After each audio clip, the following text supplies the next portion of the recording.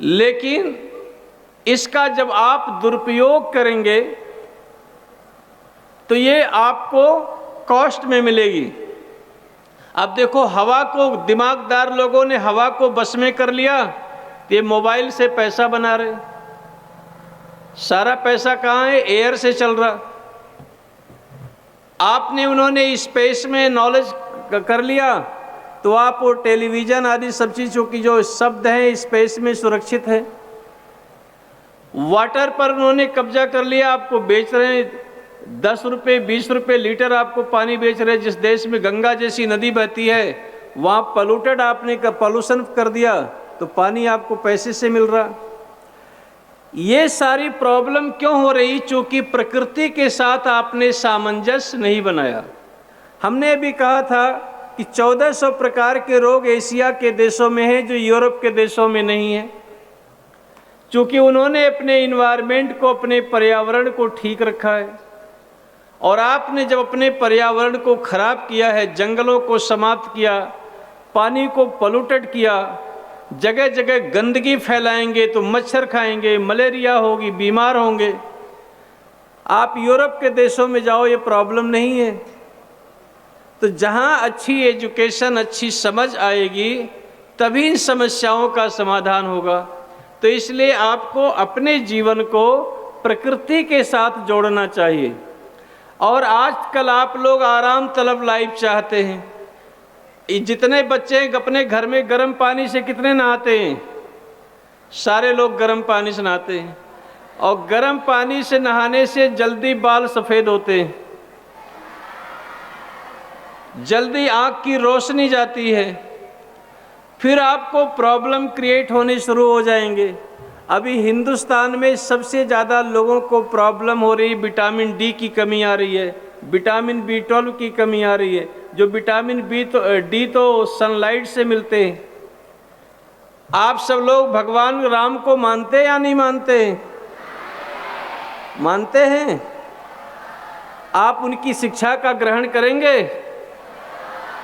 जिस समय राम को वनवास हुआ था तो भरत राम को मनाने के लिए गए, तो भरत ने राम को विश्वास दिलाने के लिए 36 कस्में खाई थी। वाल्मीकि रामायण में लिखा हो सारी कस्में।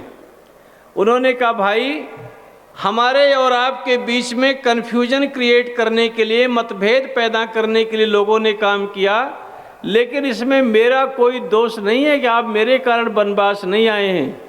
उन 36 कस्मों में से एक कसम ये भी खाया था कि अगर आपको वनवास भेजने में मेरा जरा सा भी योगदान हो तो मुझे वो पाप लगे जो पाप सूर्य उदय होने के बाद सोने वाले को लगता है।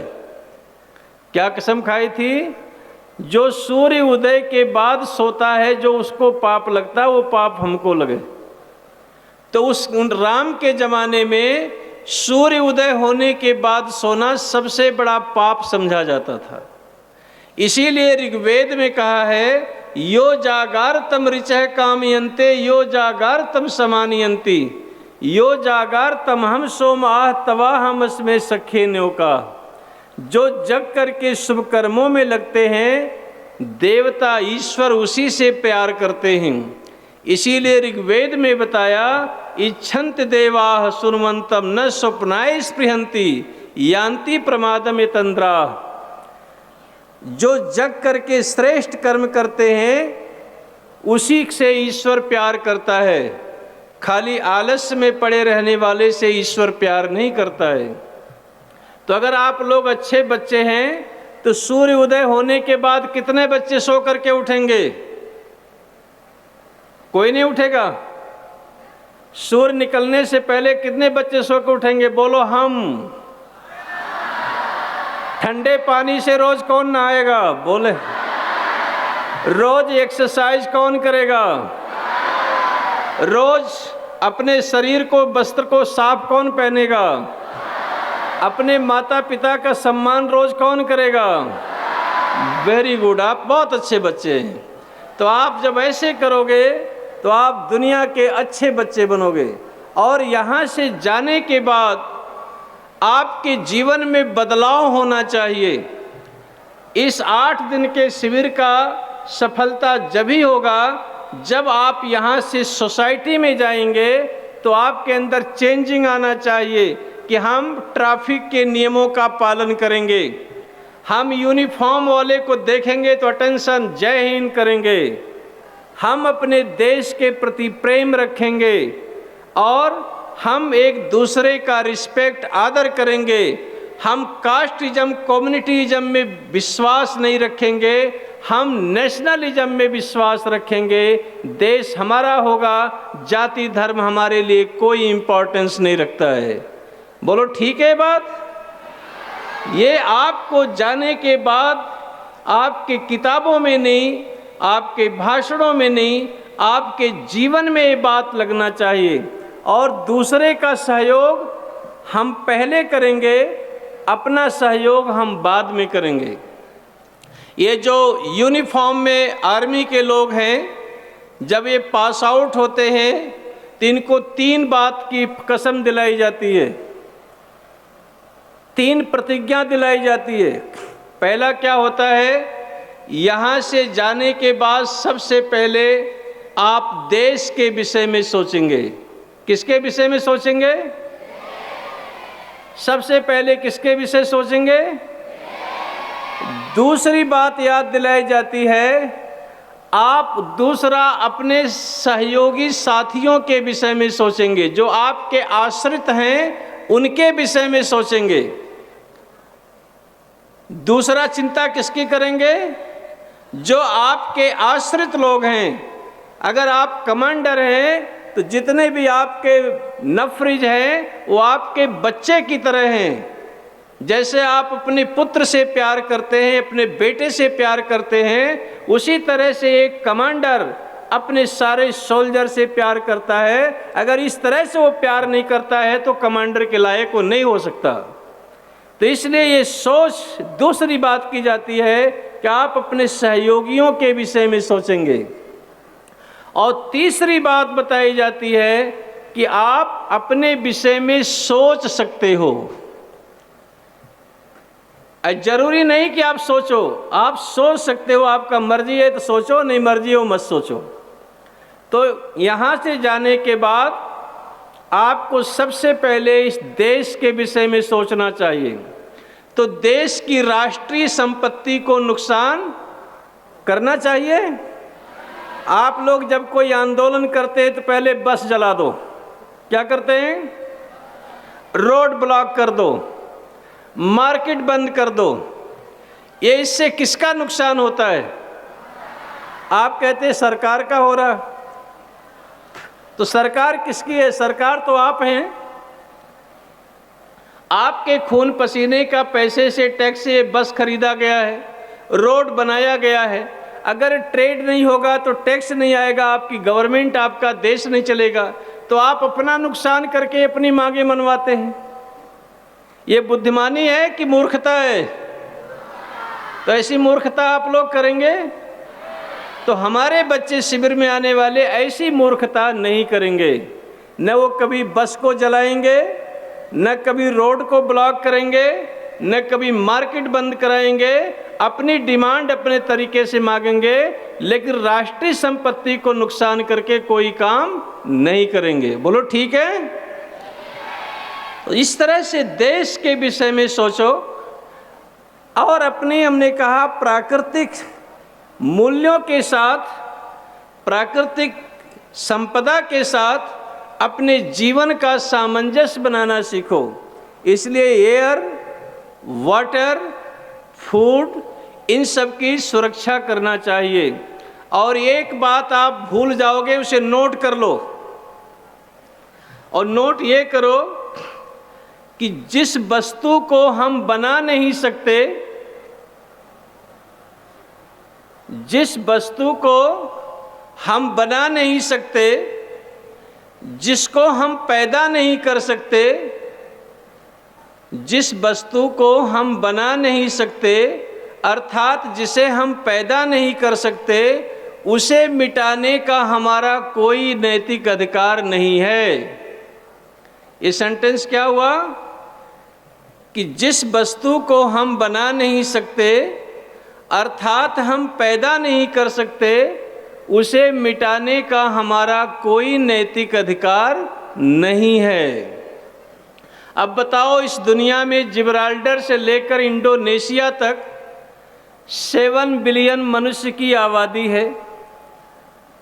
मनुष्य बहुत बुद्धिमान हो चुका है, लेकिन बुद्धिमान से बुद्धिमान मनुष्य 1 ट्रिकल ब्लड, 1 बूंद खून अभी तक बना नहीं पाया।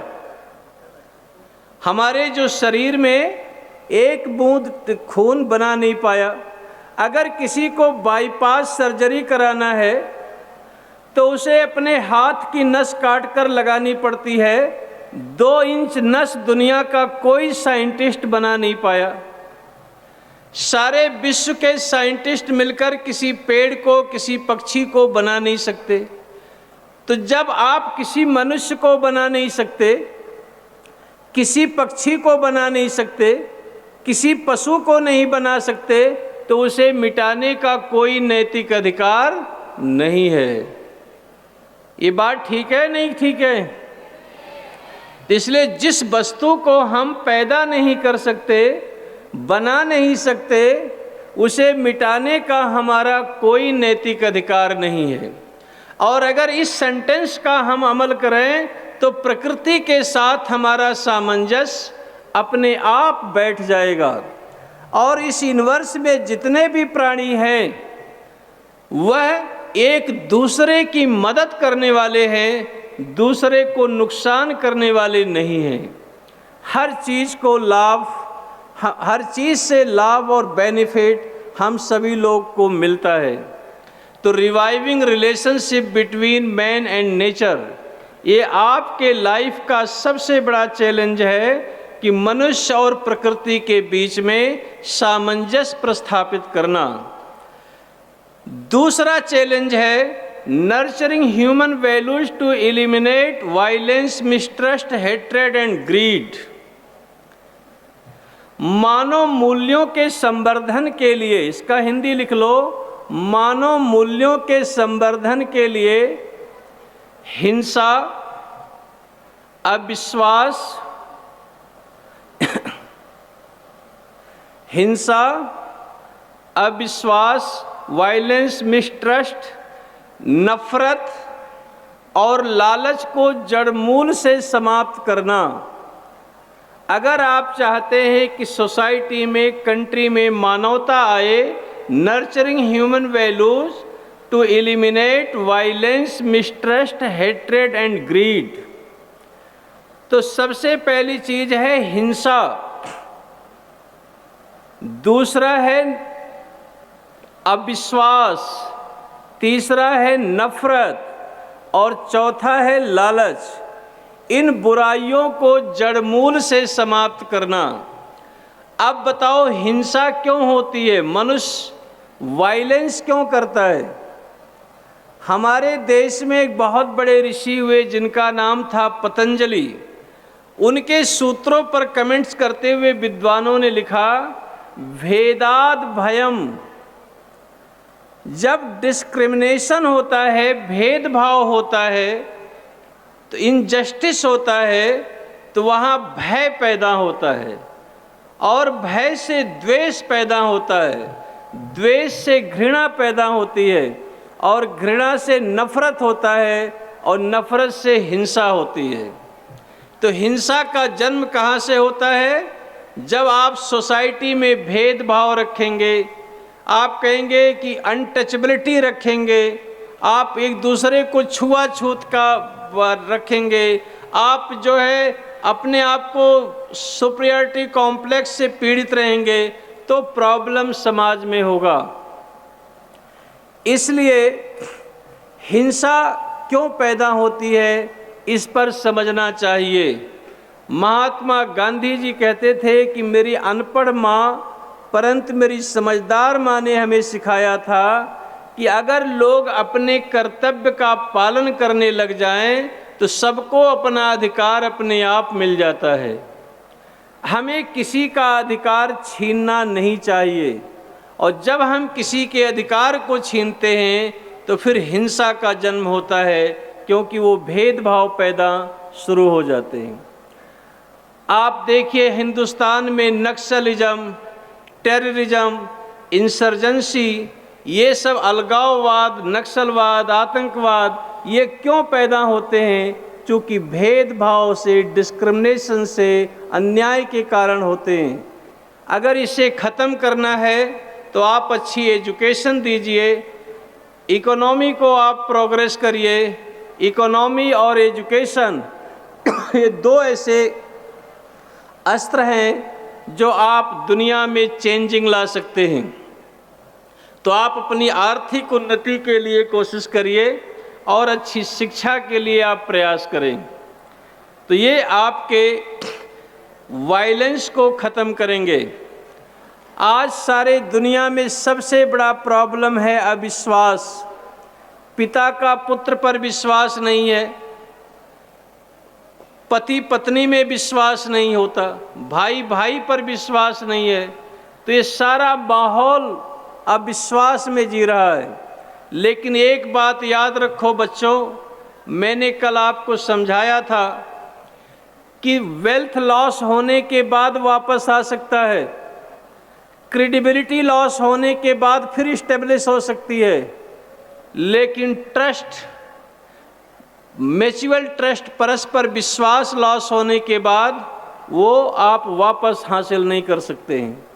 इसलिए ज़िंदगी में कभी विश्वास नहीं तोड़ना चाहिए। और ये सारा संसार और समाज विश्वास पर आधारित होता है। आप लोग हमसे प्यार करते या नहीं करते हैं? करते हैं। आपको अपने माता पिता से प्यार करते या नहीं करते हैं? और अगर आपके माता पिता कह दे ये अंगुली काट दो, तो आप लोग काट दोगे? अभी हाँ तो कह रहे हो, काटना पड़ेगा तो फिर रोने लगोगे। आप प्यार तो भले ही करते हैं, लेकिन एक हाथ को, अंगुली को नहीं काट सकते। लेकिन एक पेशेंट, एक मरीज अपने डॉक्टर पर विश्वास करके उसको सारी बॉडी उसके हवाले कर देता है और कहता है आप कैसे भी चीरो फाड़ो, क्योंकि उस पेशेंट का अपने डॉक्टर के प्रति विश्वास होता है। आप देखिए, एक क्लाइंट अपने वकील के आर्गुमेंट पर विश्वास करता है और उसके कारण वो मुकदमा जीतने या हारने का उद्यम भरता है, चूँकि उसे अपने वकील पर विश्वास होता है। एक माता पिता अपने बच्चे को हजारों किलोमीटर दूर भेजते हैं। आपको यहाँ भेजा है, कहीं से लद्दाख से भेजा है, कहीं चेन्नई से भेजा है, मध्य प्रदेश से भेजा है।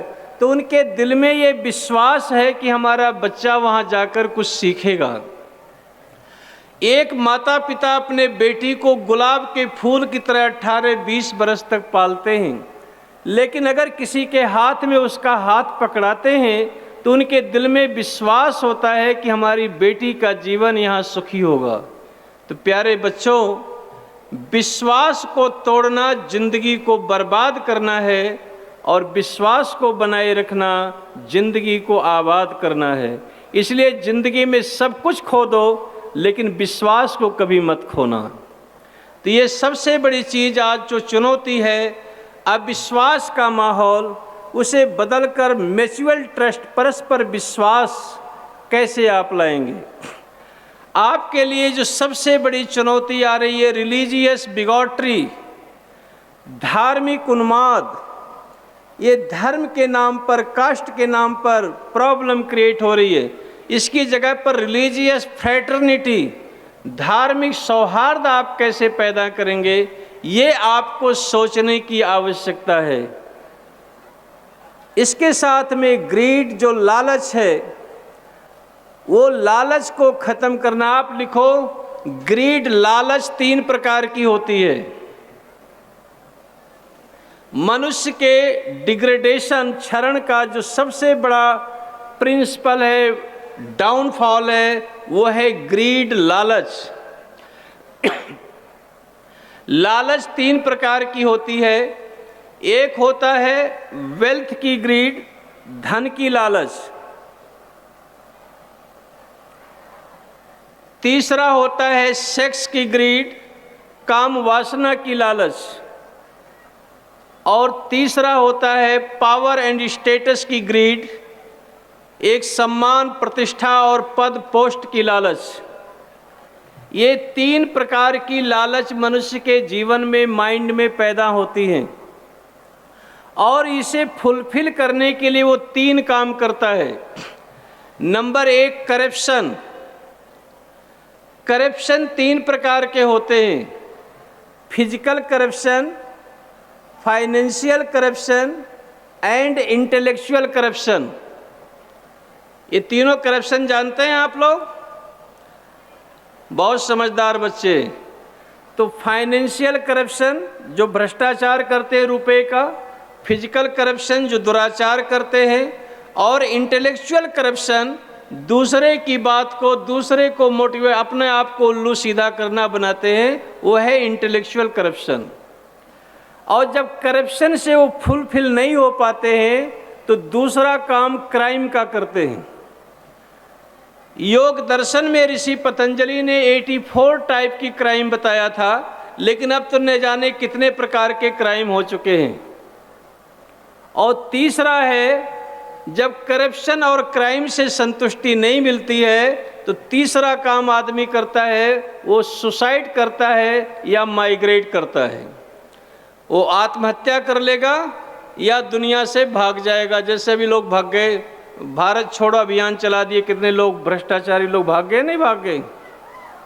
कुछ लोग सुसाइड करके चले गए। तो ये ग्रीड, ये बच्चे, हेलो, ये सब खड़े हो, ये बच्चे खड़े हो जाएं। इधर वाले, ये 10 RF के लोग यहाँ हैं, इनको खड़े करिए इधर से।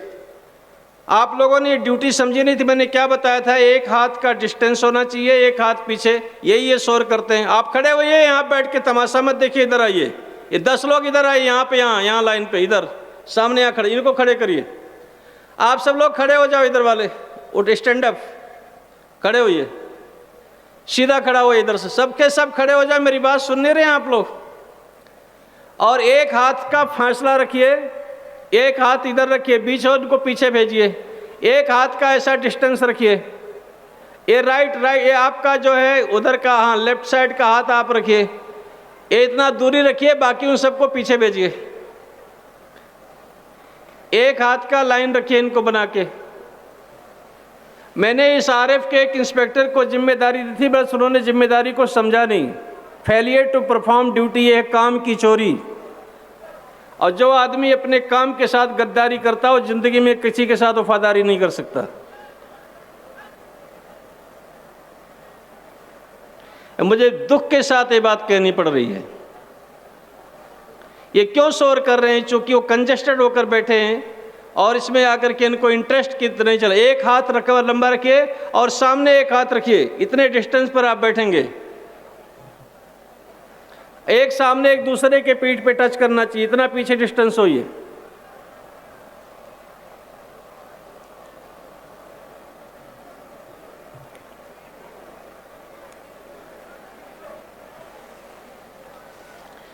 इनको सीधा लाइन में बिठाइए।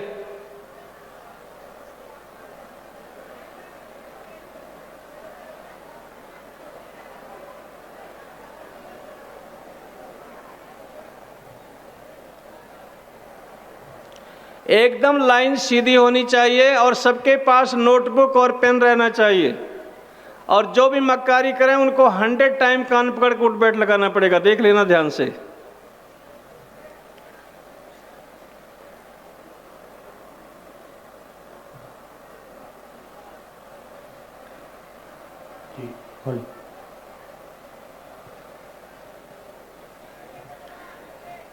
हाँ, इनको आप कोटलेस भी दे दीजिए, वो अपनी बात करके अपनी बात रखें, उनको बताएं। ये पीछे लाइन सीधा करिए, पीछे सभी ध्यान दीजिए, फौज के मेंबर सभी इनको सहयोग करिए, पीछे लाइन सीधा करिए। ये बैठने के बाद में इनको आगे खिसकने नहीं देना है। ये बैठते सही हैं लेकिन धीरे धीरे ये आपस में आगे खिसकते चले आते हैं। वो बैठने के बाद में इनको आगे पीछे मत होने दीजिए। रखिए।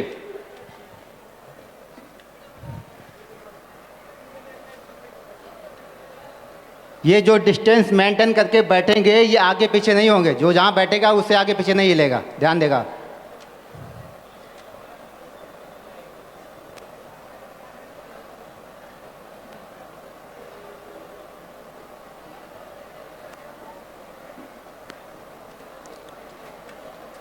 ये बैठ जाइए, ये जहाँ पे खड़े वहीं पे बैठेंगे। ये लेफ्ट राइट कोई भी नहीं दिखाई देना चाहिए आपकी। ये जहाँ पे बैठे हैं वहीं पे बैठे रहेंगे।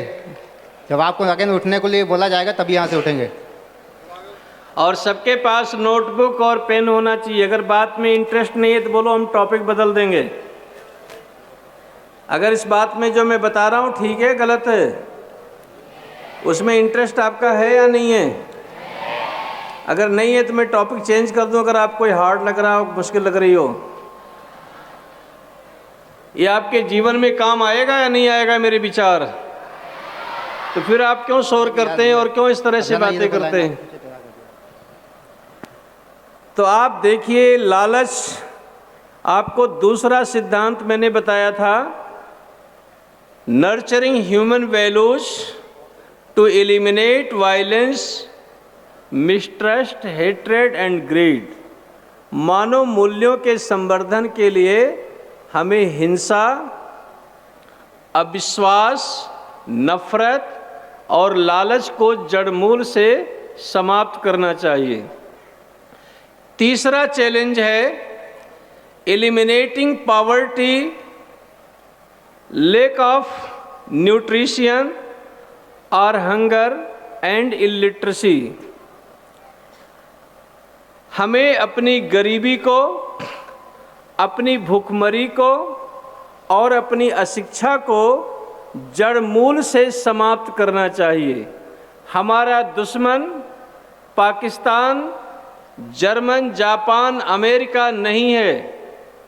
हमारा दुश्मन हमारी गरीबी है, हमारी अशिक्षा है और हमारी भूखमरी है।